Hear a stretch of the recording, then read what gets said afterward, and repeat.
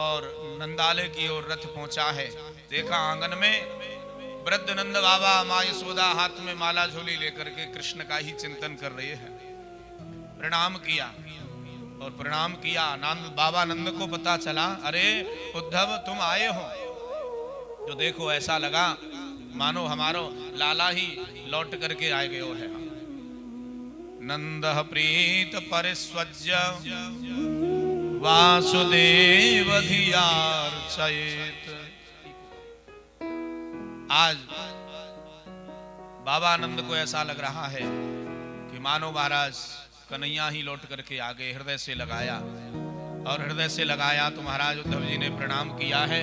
और उद्धव जी ने प्रणाम किया तो महाराज बाबा ने हृदय से लगा लिया है और स्वागत किया है। सबसे पहले भोजन कराया महाराज। अतिथि जब भी कोई आए ना, ये परंपरा है, पहले भोजन के लिए पूछो। हाँ, पहले ये प्रश्न मत करो किस लिए आए हो। परंतु हमारी आदत इतनी खराब हो गई है, कोई भी अतिथि आता है सबसे पहले पूछते हैं क्यों आए हो। हाँ? परंतु नंद बाबा देखो कि भोजितम परमान्नेन संविष्टम कसिपहु सुखम। अरे भैया सुंदर भोजन करो, पहले विश्राम करो और जब थकान दूर हो जाएगी ना तब हम चर्चा करेंगे। आज उद्धव जी ने भोजन किया, विश्राम किया, थकान दूर हो गई और दूर हो गई तो महाराज आज उद्धव जी को पूछा, उद्धव बताओ मथुरावासी कैसे हैं।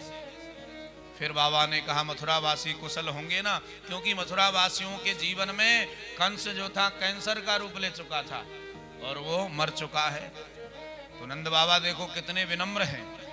अब वो कहने लगे, भैया उद्धव लोग कहते हैं कि मेरे लाला ने कंस को मार दियो, परंतु मेरे लाला ने कंस को ना मार्यो, कंस तो अपने आप मर्यो है महाराज। क्यों कि साधु नाम धर्मशीला नाम यदूनाम द्वेष्टि सहसदा। क्योंकि कंस सदैव साधु और शील पुरुषों की निंदा करने में लगा रहता था, और जो जीव सदैव साधु और शील पुरुषों की निंदा करने में लगा रहता है वो अपने आप एक दिन नष्ट हो जाता है। इसलिए मेरे लाला ने, मेरे कन्हैया ने कंस को ना मार्यो, कंस तो अपने आप मर्यो है। अब तो महाराज उद्धव जी विचार करने लगे कि मैं कहां से उपदेश करूं। और नंद बाबा पूछते पूछते अंत में नंद बाबा का गला रुध गया। नंद बाबा रोने लगे, भगवान की कुशलता पूछ रहे हैं कि अपि स्मरति ना कृष्णो मातरम सुहृद सखेन गोपान ब्रजम चात्मनाथम गावो वृंदावनम गिरिम। भैया बताओ क्या कन्हैया को कभी अपनी सखियों की याद आती है? क्या कन्हैया को कभी यमुना जी की याद आती है? क्या कन्हैया को कभी गोवर्धन की याद आती है? और अंत में नंद बाबा रोने लगे, अरे उद्धव ये बताओ क्या कन्हैया को हम गरीब, हम वृद्ध माँ बाप की याद कभी आती है? आहा, आज उद्धव जी उपदेश प्रारंभ करना चाहते हैं। बृहस्पति के शिष्य हैं, ज्ञानियों में अग्रगण्य हैं, ज्ञानी हैं, परम ज्ञानी हैं। आज उद्धव जी को जगह नहीं मिलती कि मैं कहां से वेदांत शुरू करूं, मैं कहां से भाषण शुरू करूं। तो उद्धव जी ने बाबा की प्रशंसा करी, उपदेश नहीं किया। ध्यान देना, आए थे उपदेश करने के लिए परंतु उपदेश नहीं किया है।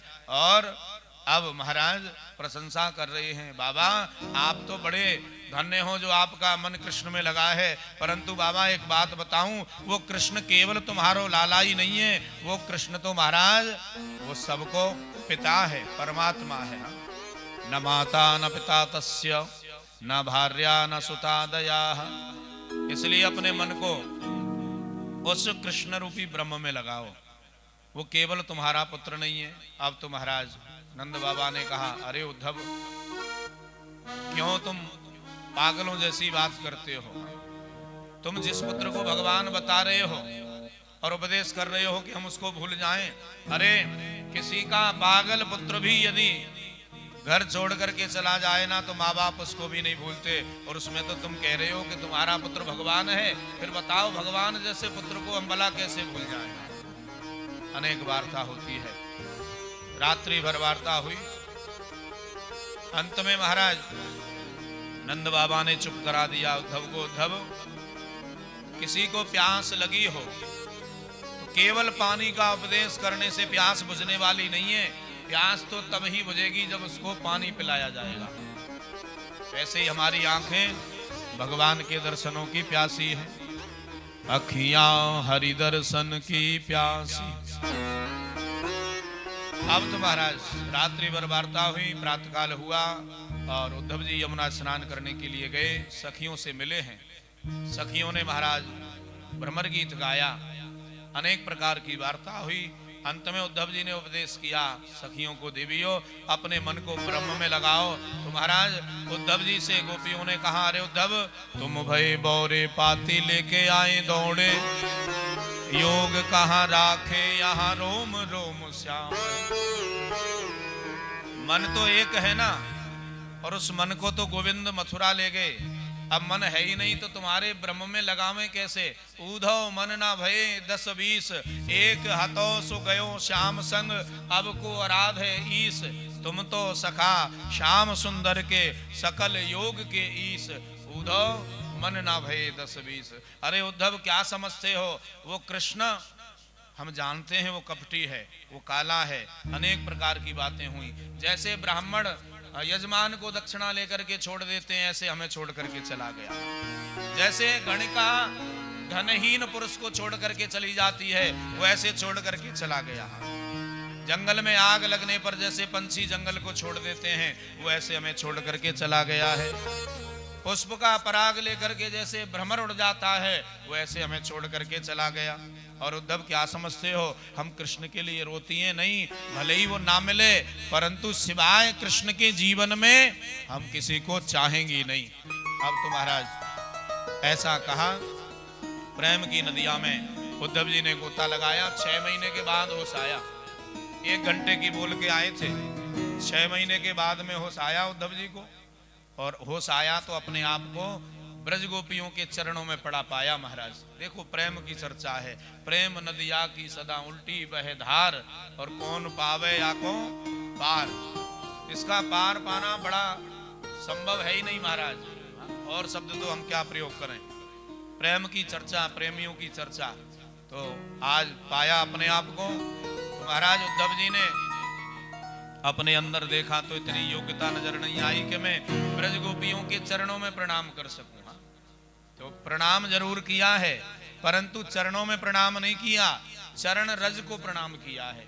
कि वंदे नंद ब्रज स्त्री नाम पाद रेणुम अभीक्षण सह, यासाम हरि कथोद गीतम पुनाति भुवनत्रये। देवियों मैं प्रणाम कर रहा हूं, चिंता मत करो, मैं कृष्ण को जरूर भेजूंगा। गोपियां मुस्कुराने लगी। उद्धव जी गए, जाकर के भगवान से लड़ने लगे। अरे तुम तो बड़े प्रेम के द्रोही निकले, जिन ब्रजवासी ब्रज गोपियों ने अपना सर्वस्व त्याग दिया तुम्हारे प्रेम में, और तुम उनको छोड़ करके चले आए। भगवान हंसने लगे। अरे उद्धव, तुम ज्ञानी थे, विनम्र थे, परंतु प्रेमा भक्ति का पुट तुम्हारे अंदर नहीं था, इसलिए तुम्हें ब्रज गोपियों की प्रेम की पाठशाला में भेजना पड़ा। न मैं उनके बिना रह सकता, न वो मेरे बिना रह सकती हैं। तुम नेत्रों को बंद करो। जैसे ही उद्धव जी ने नेत्रों को बंद किया, किशोरी जी के साथ में असंख्य सखियां मथुरा में प्रकट हो गई हैं, और युगल सरकार का दर्शन उद्धव जी ने किया है। बोलिए युगल सरकार की जय हो। जय जय श्री राधे।